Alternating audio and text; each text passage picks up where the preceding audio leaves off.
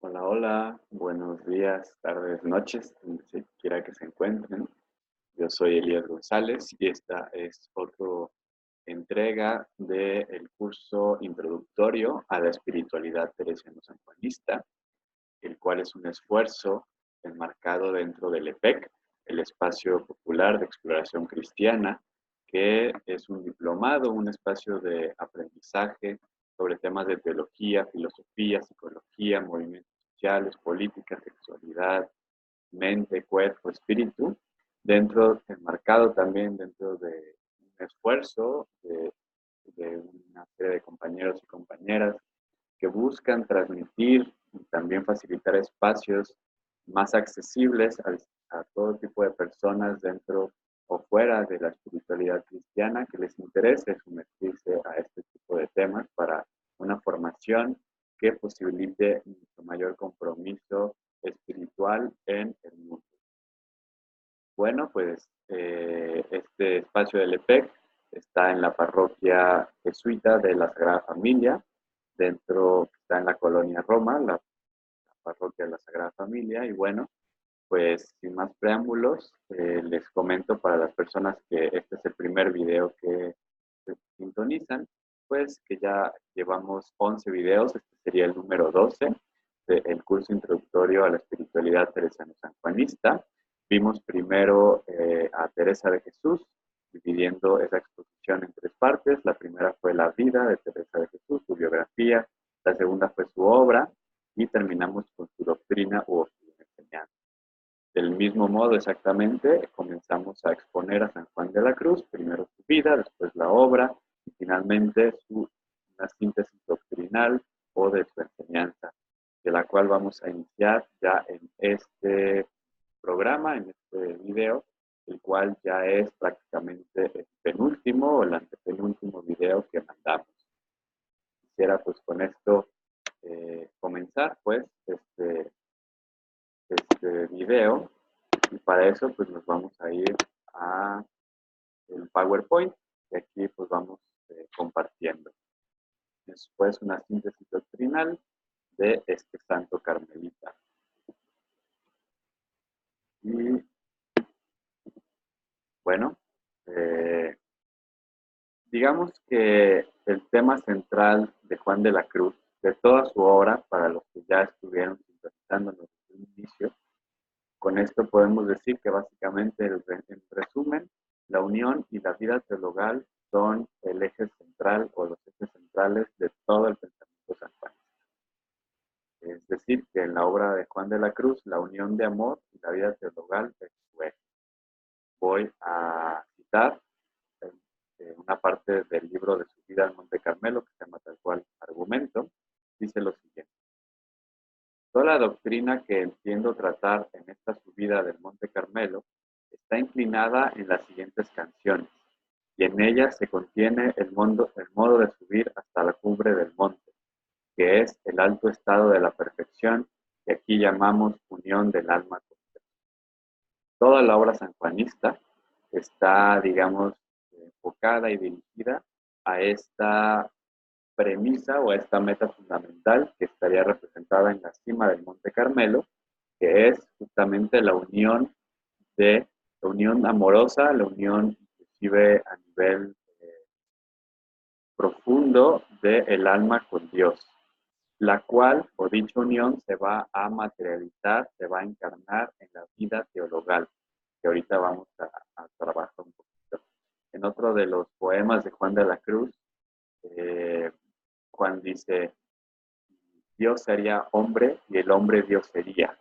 Habla justamente de esta unión que nos estamos aquí refiriendo como la centralidad en toda la obra sanjuanista. Entonces, digamos que Juan de la Cruz va a partir de esta tensión amorosa entre Dios y la persona. Cito el libro de Llama. Es de saber que si el alma busca a Dios, mucho más la busca su amado a ella. O sea, si nosotras y nosotros sentimos que somos buscadores y buscadoras de Dios, y nos sentimos enamoradas y enamorados de Él, hay que asumir que en realidad el amado, Dios mismo, está mucho más enamorado de nosotras y de nosotros que nosotros y nosotras de Él. Así, por ejemplo, como comienza el libro del Cántico Espiritual, donde dice: ¿a dónde te escondiste, amado, y me dejaste consumido? Como el siervo huiste, habiéndome herido, salí tras ti clamando, y era sido. Así comienza Juan de la Cruz, el propio proceso del Cántico Espiritual, que como ya habíamos dicho y referido, pues es el libro por excelencia, por decirlo de una manera, en tanto que fue el más trabajado por el propio Juan de la Cruz, y ahí nos presenta que el inicio de toda vida espiritual es precisamente esta tensión del deseo entre Dios y el alma, que parte de un encuentro previo, donde el alma ya se sabe enamorada por un amor que le es mucho más grande, y busca ese amor y busca corresponder a ese amor precisamente con actos de amor. Y por lo tanto hay una especie de conversión. Esto se nos indica en el propio Cántico Espiritual que el propio proceso místico del alma hacia Dios implica una especie de inversión en donde la persona deja de ser la protagonista de su propia historia y comienza a vivir en una fluencia divina en donde entra, en términos cristianos, en la vida intratrinitaria. Y bueno, esto es un poquito lo más importante de Juan de la Cruz a tener en cuenta, como lo veíamos un poco en la sesión pasada donde abordábamos a Juan de la Cruz como el doctor de las nadas. Yo les decía que si comenzamos leyendo a Juan de la Cruz desde perspectiva más del libro de su vida y el libro de la noche, tendríamos entonces un Juan de la Cruz bastante crudo, ascético, bastante frío, seco, en donde pareciera que más bien nos está llevando a la nada. Pero entonces no hay que olvidar que esa nada tiene en vistas y solamente es importante en aras de la meta que es el todo. Es decir, caminamos a través de la negación, caminamos a través de la nada para poder llegar al todo. Como se acuerdan aquellas frases sanjuanistas donde decía: quien quiera llegar a poseerlo todo, has de ir por donde no tiene nada; quien quiera ir a saberlo todo, ha de ir por donde no sabe nada, etcétera, ¿no?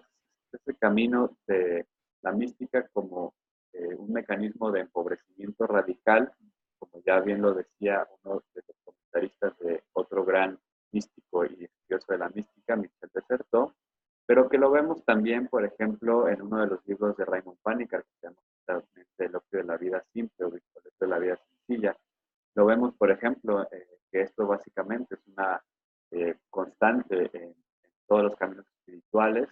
En la no violencia va a ser uno de los ejes centrales, tanto del pensamiento de Gandhi, de Lanza del Basto. Y bueno, aquí estoy lanzando quizás nombres, teorías, pero lo vemos en la propia experiencia cristiana tangencialmente. Lo vemos en el budismo, lo vemos en todas las tradiciones espirituales, que la apuesta por la vida sencilla, es decir, la negación, la constante empobrecimiento, vida de pobreza, nos va llevando hacia mayor amplitud y a mayor conciencia y mayor experiencia. Esa es una de las grandes paradojas y contradicciones de la propia vida mística, la propia vida espiritual, que es que a través del propio camino de la negación de sí mismo, vamos a llegar a la planificación del propio sí mismo. Y esto es algo hermoso, muchas veces malentendido, por supuesto que puede ser malinterpretado y usado en beneficio de poderes fácticos, como ha sido históricamente en muchas tradiciones espirituales e iglesias, que buscan oprimir a las personas desde las jerarquías. Sin embargo, este proceso bien entendido nos va llevando a muchísimo más liberación, porque nos va liberando de todos los procesos, diría el budismo, samsáricos, diría Juan de la Cruz, pues de todos estos apegos, de todos estos enredos que nos van inclusive complicando la vida. Entre más tenemos, entre más poseemos, entre más cosas queremos y queremos hacer, pareciera que la vida es cada vez más y más y más complicada, ¿no? Y el sistema en el que vivimos, patriarcal, capitalista, nos va imponiendo como ese imperativo, ese mandato de la creación, del control, del éxito, y eso solamente nos va enredando y complicando mucho más la existencia. El proceso místico, el proceso espiritual, mucho más que una especie de complejización de la vida, mucho más que una especie de enriquecimiento y ir llenando la mochila espiritual de más y más teorías, de más y más experiencias, lo que realmente vamos viendo es que la vida espiritual más bien parece ser un proceso de empobrecimiento, un proceso de sensibilización, si esa palabra existe, de irse haciendo cada vez más simple, cada vez más sencilla, renunciando a todo aquello que nos estorbe para, igual que el madero de San Juan de la Cruz, convertirnos en uno con el fuego. Y esto es el proceso de la vida mística, este es el proceso mistagógico de Juan de la Cruz, la nada para llegar al todo.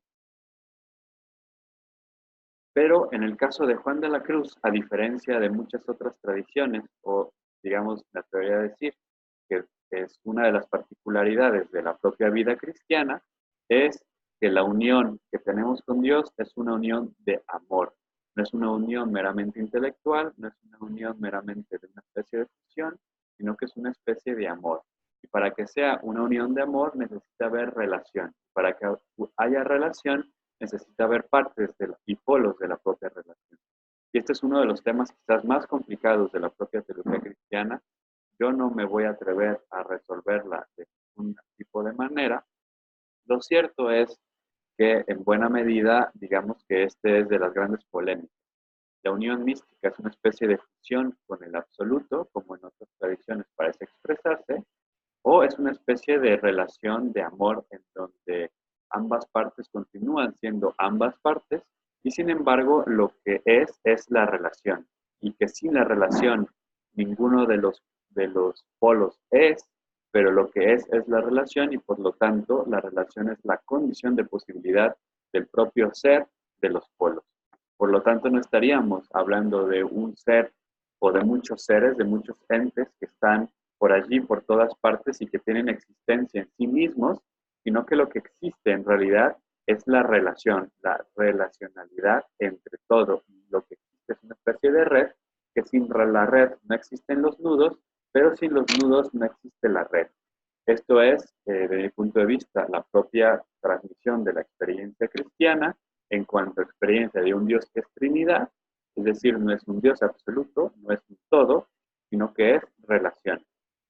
Sin embargo, también desde mi propia experiencia, desde mi propia lectura, por ejemplo, de una tradición búdica o una tradición del Buda Dharma, del budismo, también yo considero que hay un énfasis que precisamente lo que existe es la relación, que no hay una especie de sustancia permanente, independiente de todo lo demás, sino que lo que existe, según, por ejemplo, el propio budismo, es que lo que hay es vacuidad, impermanencia e interdependencia. Que en otras palabras, según yo lo estoy viviendo, es una especie de interdependencia, es decir, pura relación. Y como hay pura relación, no hay sustancia, sino que hay nudos de redes de relación. Y en ese sentido se puede entender que la relación con el misterio con mayúscula o la relación con Dios, en tanto unión de amor con Dios, no es una especie de fusión monista, donde ya todo es lo mismo, tampoco es una especie de dualismo, sino que es precisamente un énfasis en que lo que realmente hay es lo relacional. Y bueno, cuando uno va experimentando esto, según los propios estudiosos y estudiosas de la mística, lo que va a haber es una conversión del corazón. Lo que hay es un proceso que filosóficamente muchos, yo lo rescato un término de Juan Martín Velasco, que le llama la inversión de la intencionalidad. No es este el primero, digamos, en llamarlo así, y aquí voy a hablar de la mística en este sentido, como este proceso de inversión de la intencionalidad, en donde pensaríamos que la intencionalidad es el protagonismo del individuo y la inversión de la intencionalidad, Dios o la divinidad, el misterio se vuelve la protagonista en una relación relacional, amorosa, comunicativa de amor. Ya decía el propio Ignacio de Loyola que el amor es la comunicación entre las partes que se comunican todo lo que son, todo lo que tienen, todo lo que existen. En ese mismo sentido, esta inversión de la intencionalidad, un término que proviene de una corriente filosófica que se llama el giro teológico de la fenomenología francesa, en donde podemos encontrar autores como Emmanuel Levinas, Jean-Luc Marion y otros, considero que es en buena medida la clave de la experiencia mística. Y esa experiencia mística o esa inversión de la intencionalidad va a tener referentes o va a tener, por decirlo de una manera, particularidades en cada, o su propio nombre, equivalentes homeomórficos, diría Raymond Panikkar, es decir, nombres, procesos que no van a ser idénticos, pero sí van a ser paralelos entre tradición y tradición. Por ejemplo, en la vida cristiana se va a llamar justamente vida teologal o virtudes teologales, que son la fe, la esperanza y la caridad.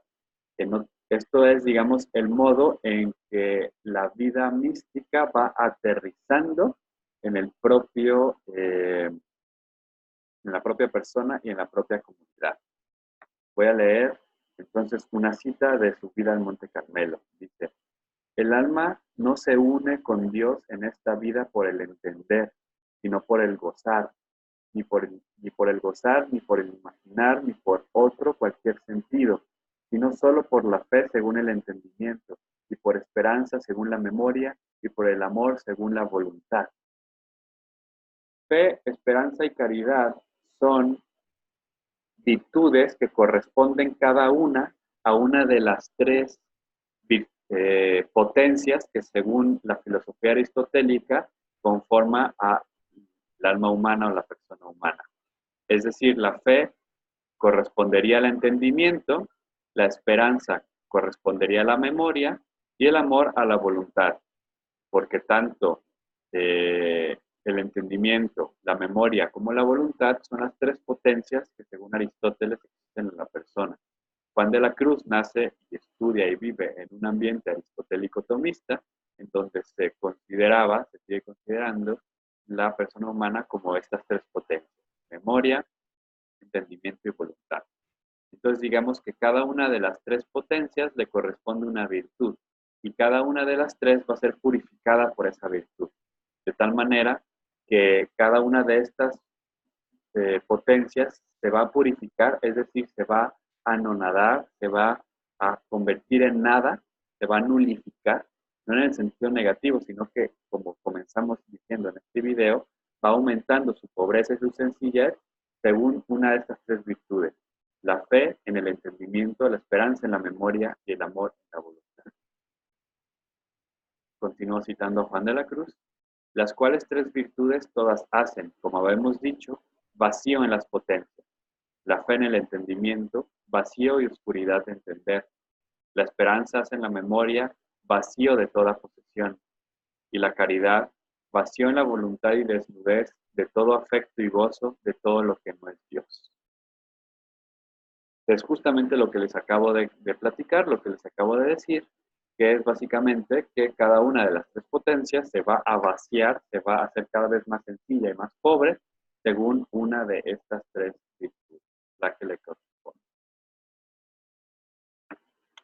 Por lo tanto, aquí, bueno, antes quisiera continuar diciendo unas palabras sobre este proceso, y es que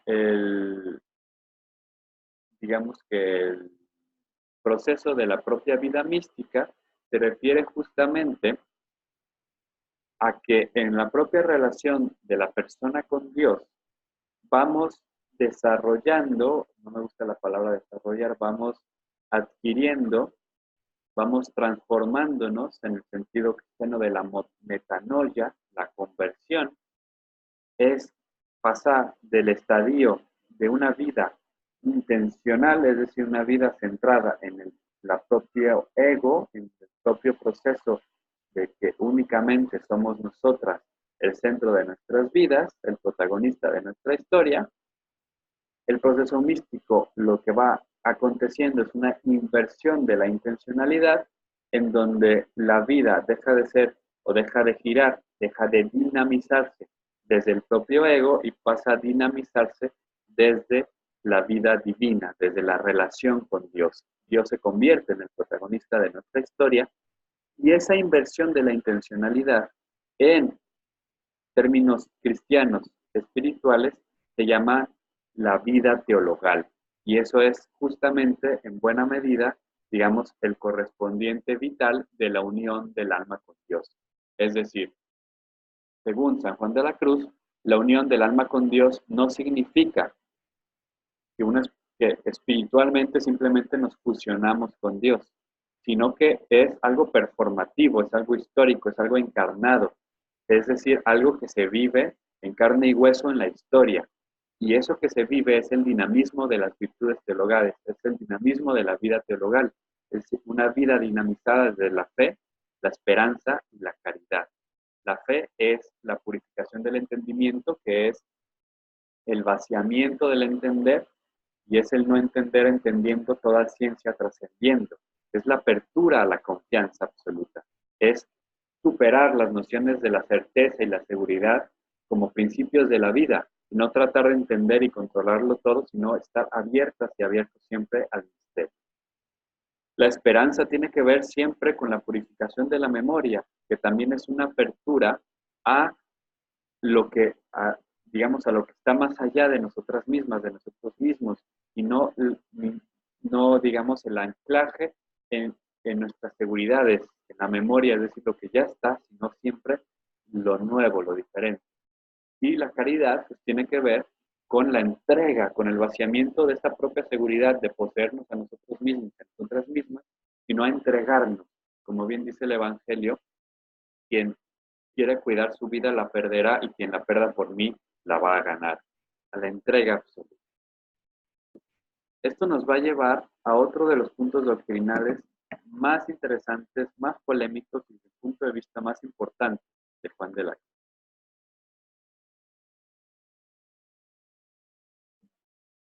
Cito al santo también en el libro de su vida. Dice, además de esto, este apetito les causa muchas variedades, porque de estos son los que nunca perseveran en un lugar, ni a veces en un estado, sino que ahora los veréis en un lugar, ahora en otro, ahora tomar una ermita, ahora otra. Ya de estos son también aquellos que se les acaba la vida en mudanzas de estados y modos de vivir, que como solo tienen aquel hervor y gozo sensible acerca de las cosas espirituales y nunca se han hecho fuerza para llegar al recogimiento espiritual por la negación de su voluntad y sujeción en sufrirse en desacomodamientos, todas las veces que ven un lugar devoto a su parecer o alguna manera de vida o estado que cuadre con su condición e inclinación, luego se van tras él y dejan él que tenían.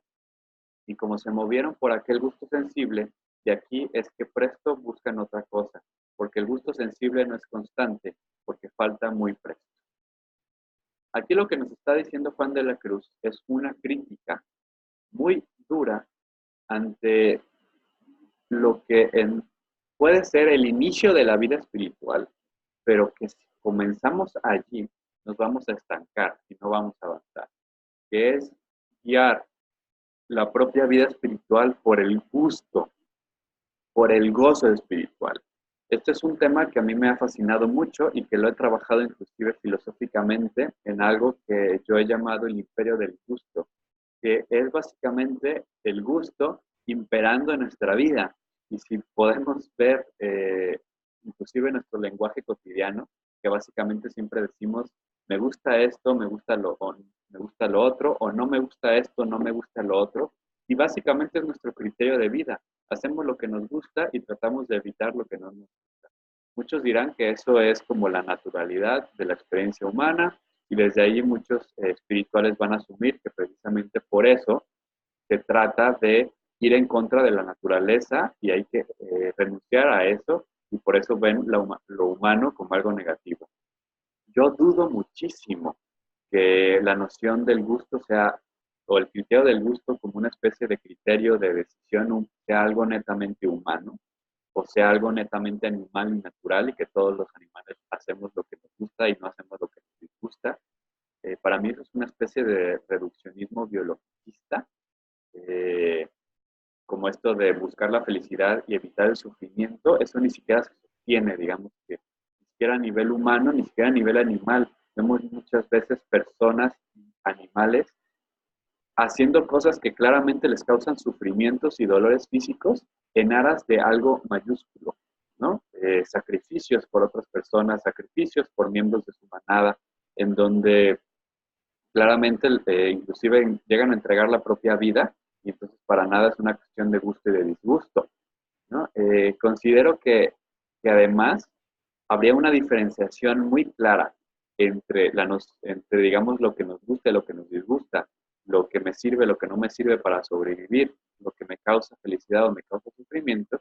Habría una diferencia enorme en eso a un nivel meramente biológico y la extrapolación o explotación y la creación de necesidades que el propio capitalismo ha hecho alrededor de esto.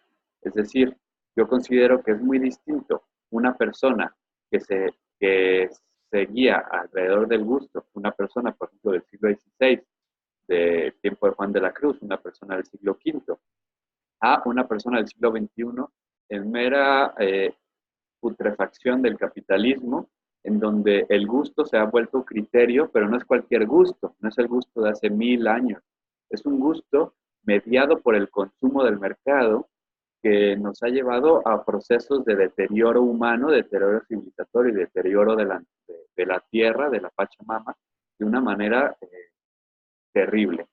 En ese sentido, es uno de los aspectos en donde yo ubico que la espiritualidad en general, y muy particularmente el propio Juan de la Cruz, es, es un pensamiento que nos ayuda muchísimo a comprender o que tiene, digamos, una gran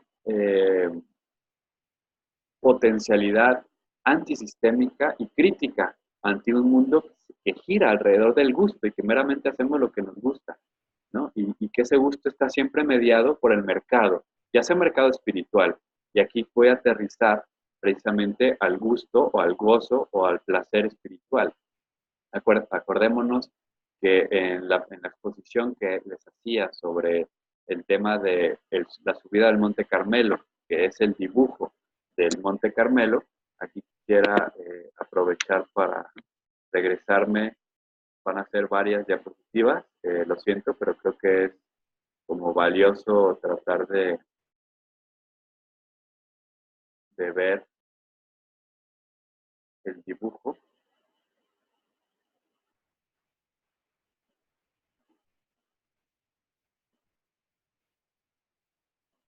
Bueno, ese es el dibujo del Monte Carmelo, teníamos uno mejor, pero para no perder tiempo buscándolo, acuérdense que es el Monte Carmelo y que básicamente nos dice Juan que hay tres posibles caminos. El camino erróneo, que sería este de la derecha, que es justamente aquel que va por medio de los bienes materiales, el gozo y la posesión de los bienes materiales, los apegos que podemos tener ante cosas físicas, personas físicas, y este es un camino erróneo que no va a llevar a la cima. El otro camino erróneo que también se divide es un camino, por decirlo así, más elevado, es un camino más engañoso, porque es el gusto por los gozos del cielo, por los placeres espirituales. A este camino Juan le va a llamar el camino imperfecto. Y en este camino realmente estamos buscando solamente goces espirituales y nos quedamos o tenemos una vida espiritual que solamente busca el éxtasis, que solo busca la tranquilidad, la paz interior, la salud interior, pero no es una vida espiritual que se entregue radicalmente, la cual sería el camino que según Juan de la Cruz es el único que lleva a la unión del alma con Dios, que es el camino de la puerta estrecha, es el camino de la negación, es el camino de la nada, nada, nada, nada, nada, que es el único que va a llevarnos directamente de una manera muy dificultosa, por supuesto, pero es el que llega precisamente a la cima del Monte Carmelo. Y bueno, vamos a regresar. Entonces, ese es el camino, ¿se acuerdan de las nadas? Es el camino que va a llevar hacia allá. Y regresamos, por lo tanto, ya a la exposición en la que estábamos. Esto solo es un recordatorio justamente del proceso de la nulificación, el proceso de la nada. Y justo estábamos, pues, hablando del tema del gusto. Entonces, toda la crítica que hace Juan de la Cruz al tema del gusto, al tema del gozo espiritual, es que también se puede convertir en nuestra riqueza. Y cuando nos quedamos en esa riqueza y la poseemos, comienza inclusive a incrementar el ego, soy bien espiritual, ¿no? Porque tengo estos éxtasis. Entonces, para Juan de la Cruz va a ser un camino que, que se desvía del proceso espiritual místico que nos va a llevar a la unión con Dios. Eso también lleva porque, y aquí los ejemplos que va a poner Juan de la Cruz, en lo que acabo de leer, pues son estas personas que tienen en la vida espiritual el criterio del gozo, que quizás ya en la vida material han ayudado, en la vida, digamos, de los apegos materiales, han logrado superar meramente el placer y el gusto como criterio, pero en la vida espiritual todavía lo tienen. Y entonces van moviéndose de tradición religiosa en tradición religiosa, van moviéndose de práctica en práctica, van moviéndose de libro en libro, van comprando un montón de cosas y consumen espiritualmente todo lo que puedan, religiosa o espiritualmente, van a cualquier tipo de retiro, van a todo, simplemente por seguir sintiendo.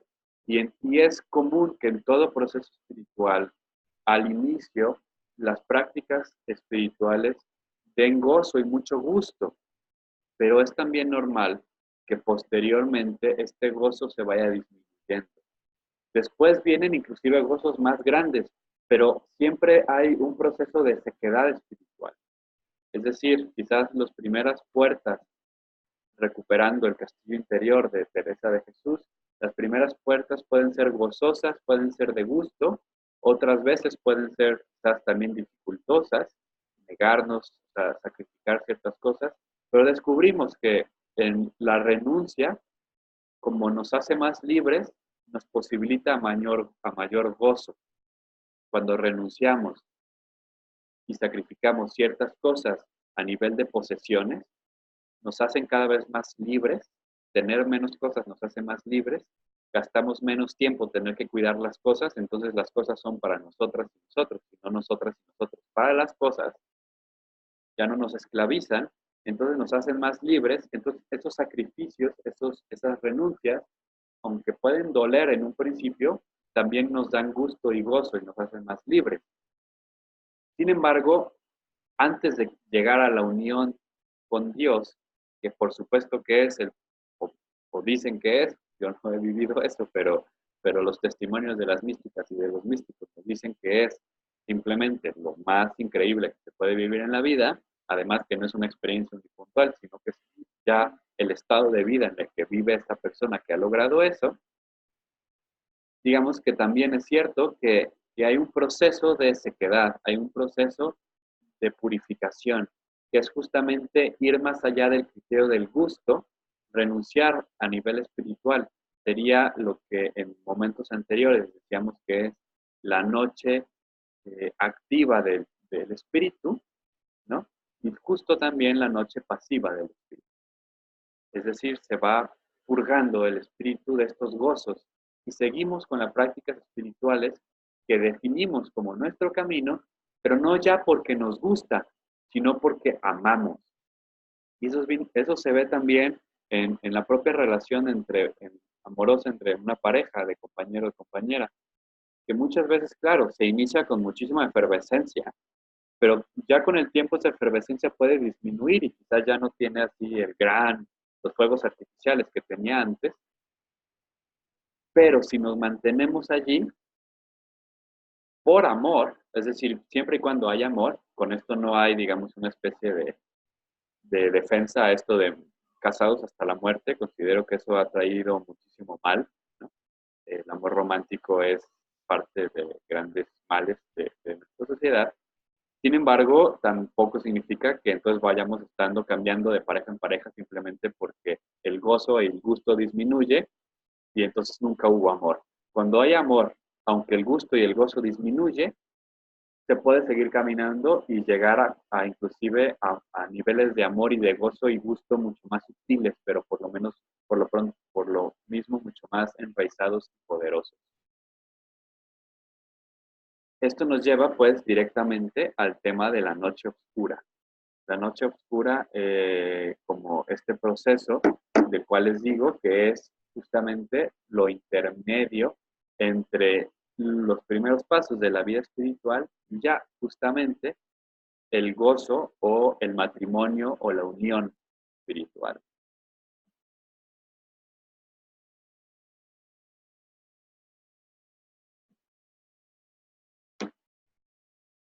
Y bueno, este es un tema bastante complicado.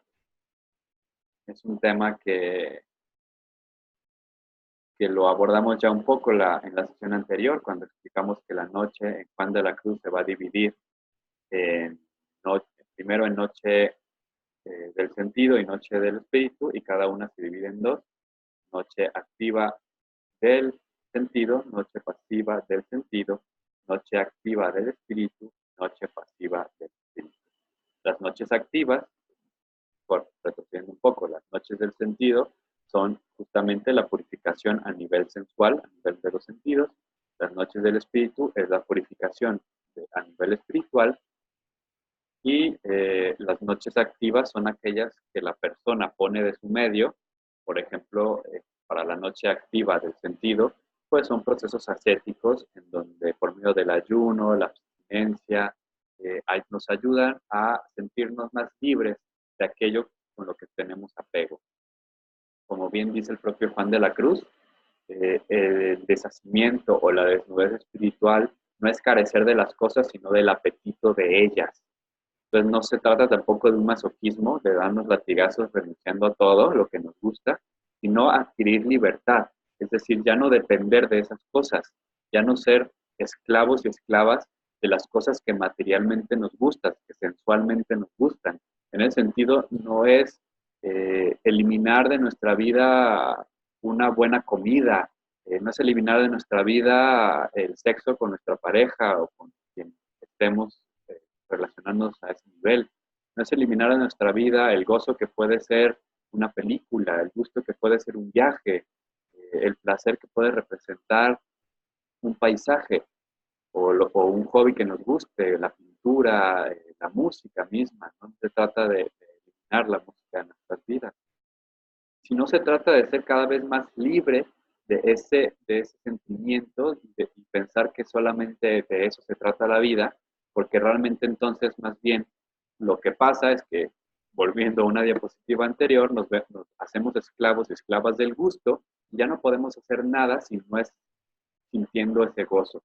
Y cuando llegamos a la etapa espiritual de la noche oscura, donde Dios nos invita a vivir las noches, y de la primera de ellas, siendo la noche activa del sentido, nos quedamos allí porque estamos imposibilitadas de saber renunciar al placer que nos causa sensualmente las cosas. Y entonces liberarnos del apego sensual, que no es necesariamente liberarnos de las cosas, pero en algún momento puede ser que para ganar en libertad ante un apego que tengamos sobre algo material y sensual, tengamos que tomar distancia algún tiempo de eso y que después podemos volver a gozarlo, pero ya desde la libertad y no desde el apego, desde el amor y no desde el attachment, ¿no? Sentirnos totalmente apegados.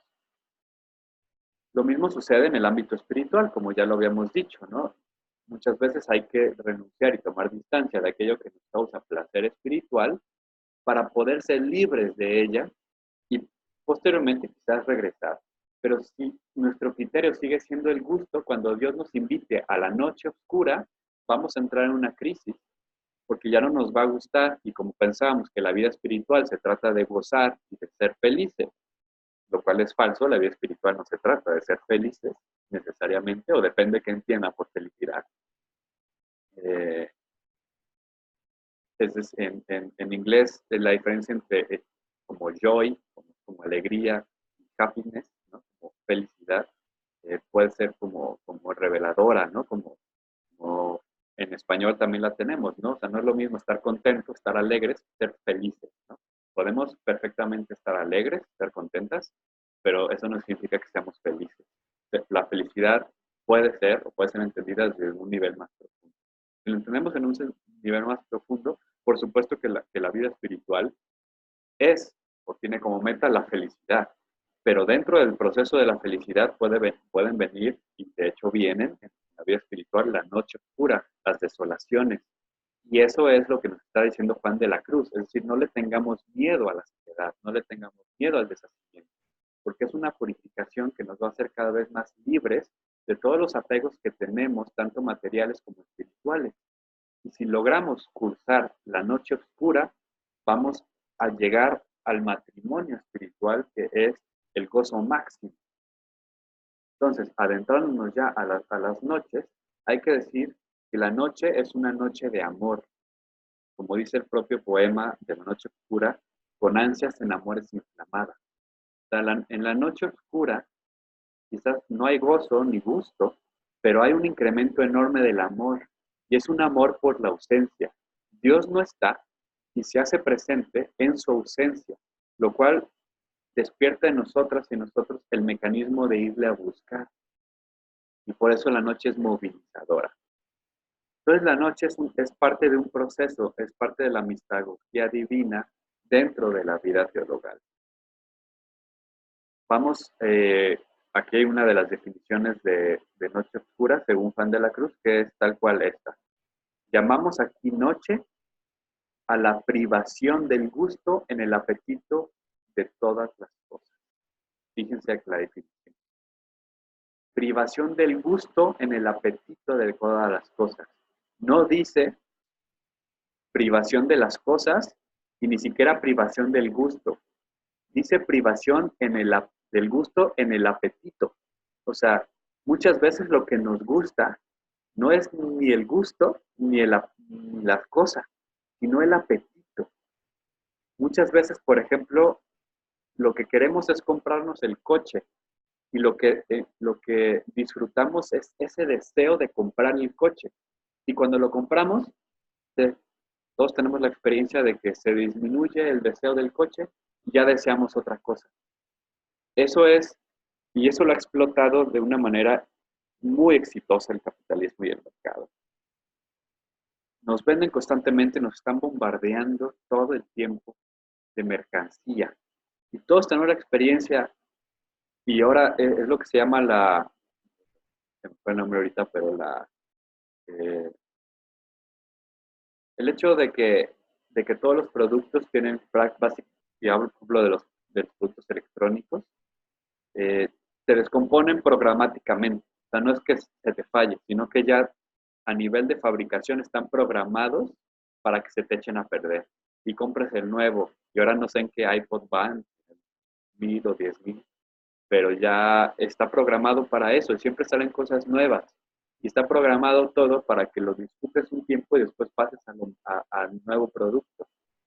Porque lo que están explotando es no la necesidad de tener las cosas, sino que están explotando el gusto por el apetito de las cosas. Entonces, si nos liberamos del apetito, podemos disfrutar realmente las cosas, siendo libres de ellas, porque ya no está ese deseo.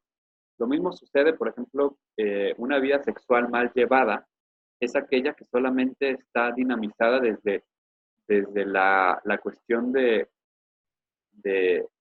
cuando deseamos. Inclusivemente, pues, la experiencia es que termina el acto sexual, disminuye el deseo y se acabó, nos vamos. No hay una creación ni comunitaria ni de comunión, porque entonces lo que gozamos es el apetito, pero ni siquiera la propia sensualidad, el propio goce sexual lo estamos gustando, sino el apetito. Pero eso es una cuestión que está acá. Cuando nos liberamos, podemos realmente disfrutar la sexualidad de una manera libre, realmente amorosa. Por eso, dice Juan de la Cruz, llamamos esta desnudez noche para el alma, porque no tratamos aquí del carecer de las cosas, porque eso no desnuda al alma y tiene apetito de ellas, sino de la desnudez del gusto y apetito de ellas, que es lo que deja al alma libre y vacía de ellas, aunque las tenga.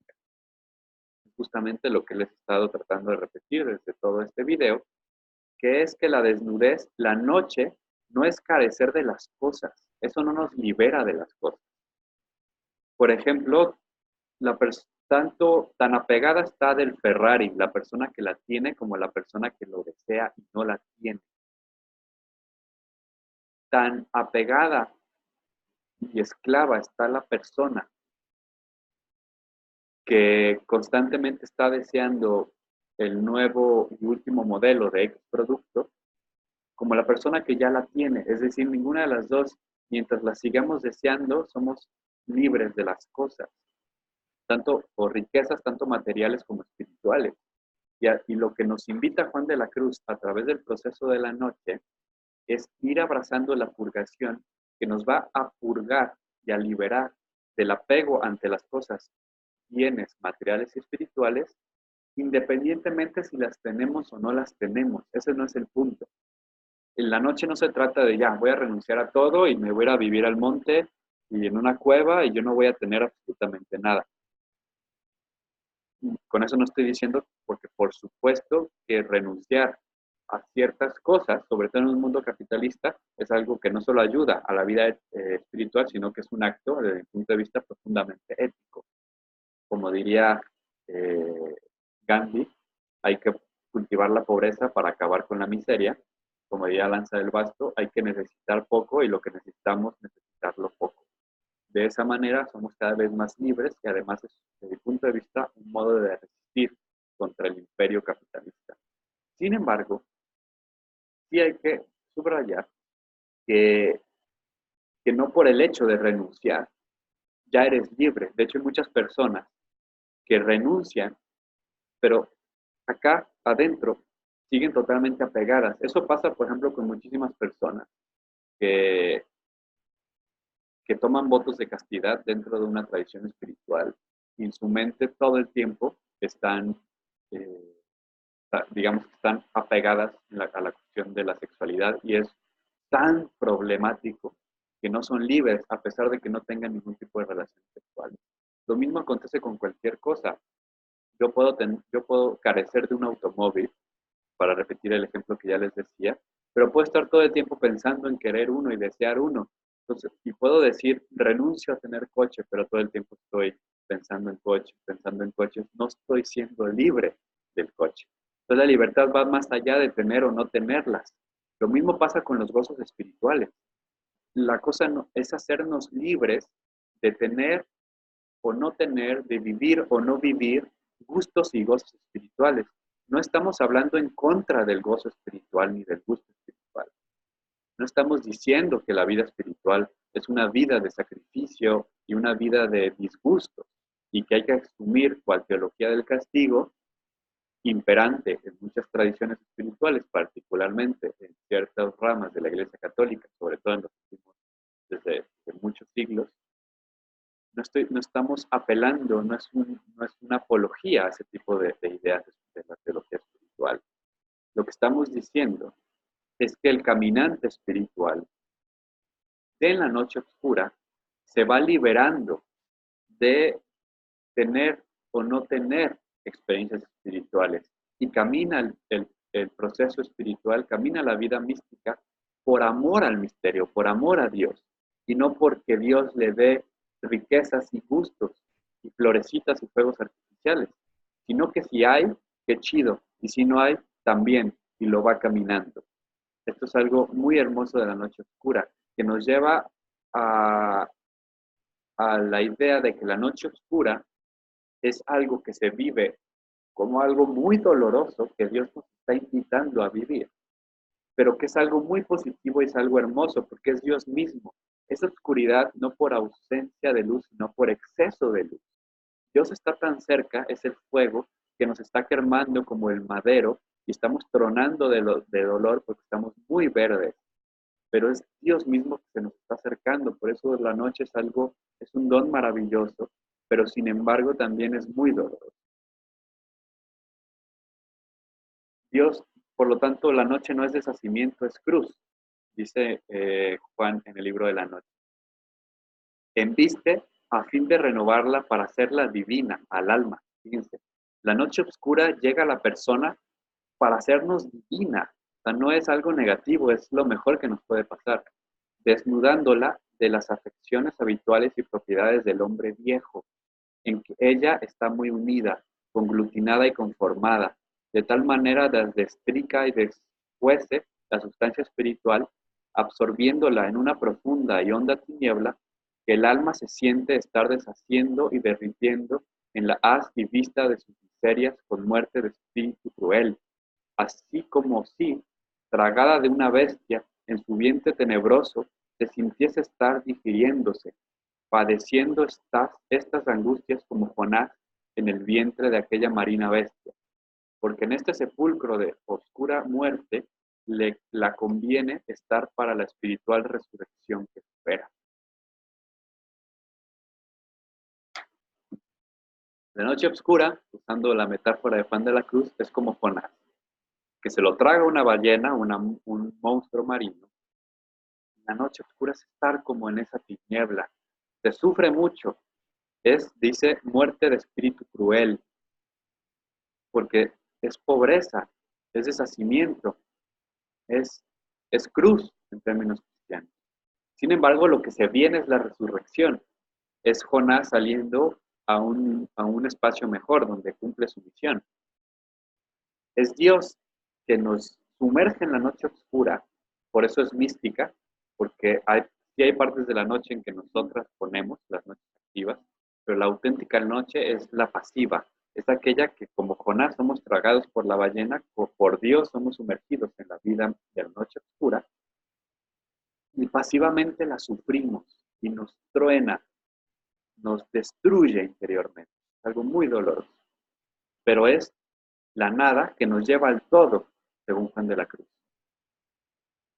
Y aquí voy a citar no a Juan de la Cruz, sino a una de sus grandes discípulas, de muchos siglos después, que es Santa Teresita de Lisieux. Espero algún día poder llevar a cabo un curso gratuito también acá en el canal sobre Teresita de Lisieux. Por el momento voy a recuperar una de sus citas de Teresita de Lisieux que escribe en Historia de un alma, en uno de los manuscritos, y que es básicamente Teresita contándonos cómo ella ha vivido la noche. Dice, esto no es ya un velo para mí, es un muro que se alza hasta los cielos y cubre el firmamento estrellado.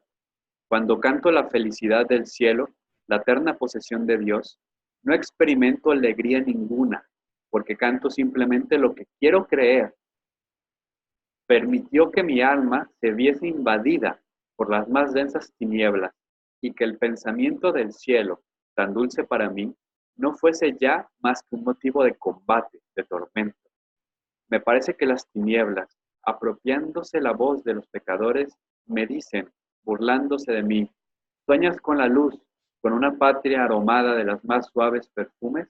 ¿Sueñas con la posesión eterna del Creador de todas esas maravillas? ¿Crees poder salir un día de las brumas que te rodean? Adelante, gózate de la muerte, que te dará no lo que tú esperas, sino una noche más profunda todavía, la noche de la nada. Es durísima, es durísima estas palabras de Teresita. Quien está sumergida en noche oscura, quien de por cierto murió en noche oscura, Teresita muere a los 24 años después de pasar varios en la noche oscura. Y muere allí, nunca llega digamos, a salir, o digamos que el mero hecho de haberse mantenido allí es ya su salir. Ese fue su matrimonio espiritual. Teresita es el gran ejemplo de cómo prácticas espirituales y una relación de amor con Dios que en su niñez la llenaban de flores, la llenaban de gozo espiritual, y tiene un montón de experiencias hermosas, que siente cosas bien bonitas. Llega el momento en que Dios la mete en la noche oscura y todo lo que sigue haciendo de sus prácticas espirituales, más que consolarla, le causan terror, combate, tormento. Una Teresita de Lisieux que muere habiendo sentido estas voces que le decían que esta muerte no la va a llevar al cielo, no la va a llevar a la cumbre espiritual, la van a llevar a la noche de la nada, a la ausencia del ser, a la no existencia, simplemente al dolor total. Y eso pues Teresita un testimonio de cómo se transita la noche oscura, independientemente si salimos o no, se transita por fe, se transita por amor y esperanza. En ese sentido, la noche, aunque es oscura y consciente de la ausencia, no es la falta de Dios, sino que es para llegar a Dios, dice Juan de la Cruz. En esta noche, en esta dichosa noche, aunque oscurece el espíritu, no lo hace sino por darle luz a todas las cosas. Es, digamos, este túnel que quise aquí como figurar en pantalla, el cual hay que atravesar para llegar a Dios, a la luz. Y por lo tanto, Dios va a ser el protagonista de la noche. Sin embargo, ya arrebasamos pues un poco el tiempo de lo que nos corresponde. Y con esto quisiera yo cerrar para poder, ya nos queda muy poco material para las próximas sesiones, quedan escasa una o dos sesiones más. Y quisiera cerrar porque además ya fue un tema, digamos, denso, ya lo trabajamos mucho y quisiera dejarlo por el momento, pero pues es una invitación a que reflexionemos sobre estos temas, es una invitación a que nos adentremos a la lectura de las obras del Santo Carmelita, San Juan de la Cruz, pero también es una invitación a que revisemos nuestra propia vida espiritual, nos preguntemos qué tan apegadas, qué tan apegados estamos a nuestras propias prácticas. Es una invitación a preguntarnos si nuestras prácticas espirituales meramente estamos allí porque nos gustan y nos causan mariposas en el estómago, o realmente hay un amor profundo que nos está invitando a continuar ese camino, independientemente si después vienen o no vienen gustos espirituales. Van a venir y van a subir. Es muy rara la noche oscura que viene de una manera total, como a Teresita de Lisieux, por ejemplo, que le llegó y no terminó y murió en ella, sino que más bien lo que parece ver es como un juego de estirilla floja entre Dios y el alma, en donde Dios la sumerge en sequedades, después la saca, es decir, otra vez vienen gozos espirituales, confirmaciones, después viene otro proceso de sequedad, después viene otro proceso de luz y de abundancia, y así es como la persona que se está ahogando, no baja, sube, agarra agua. Ese es el proceso espiritual, digamos, en el que estamos sumergidos la mayoría de las personas, por lo menos en lo personal. A mis 28 años no puedo decir que he vivido una noche oscura del alma en el sentido profundo. Sí puedo decir que he tenido vaivenes, invitaciones donde Dios me ha llevado a experimentar esta sequedad, esta desolación, para poder y básicamente con esto eh, cierro. ¿Cuál es el objetivo de la noche espiritual? ¿En qué se traduce esto de irnos haciendo cada vez más como Dios, liberarnos de todas las cosas, para divinizarnos, unirnos en la unión amorosa con Dios? La noche nos ayuda a que nos caiga el 20 de que no somos nosotras ni nosotros quienes creamos la vida espiritual y que por el mero hecho de sentarnos a meditar, eso no significa que vayan a aparecer ángeles y cuestiones hermosas. Es gracia, es un don del amor y que nos toca a nosotras y a nosotros recibirlo con libertad y estar cada vez más disponibles. Para mí, y lo he dicho innumerables de veces, la vida espiritual simplemente se resume en tratar de estar cada vez más disponibles para la venida y encuentro con el misterio eterno. Muchas gracias. Con esto termino.